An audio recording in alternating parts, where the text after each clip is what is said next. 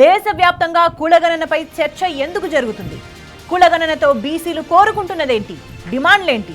సామాజిక, ఆర్థిక, విద్యా వెనుకబాటుతనాన్ని ఖచ్చితంగా అంచనా వేసే సోయి లేదా? కేంద్రంలో అధికారం వెలగబెట్టిన పార్టీలను బరాబర్ అడుగుదాం. కేవలం రాజకీయ అవసరాల కోసం మాత్రమే కులగణన చేస్తే లాభం ఏంటి? 2021లోనే కేసీఆర్ సర్కార్ కులగణన తీర్మానం చేసి పంపితే బీజేపీ ఎందుకు ధోకా చేసింది?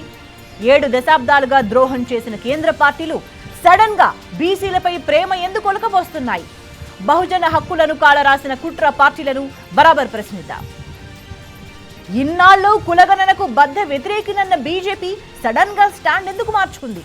జనగణనతో పాటే కులగణన రాగంలో మతలబేంటి?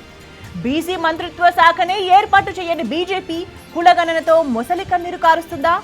నయవంచనపు కాషాయ పార్టీని నిలబెట్టి కడిగేద్దాం. అసలు కులగణనపై దగా చేసిన పాపపు చరిత్ర కాంగ్రెస్దేనా? రేవంత్ సర్కార్ డబ్బా కొట్టుకుంటున్న కులగణన చిత్తు కాగితంతో సమానమా?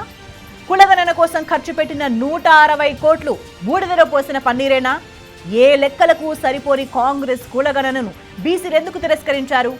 ఓబీసీ ఓట్ల కోసమేనా కులగణన డ్రామాలు? బరాబర్ అడుగుదాం.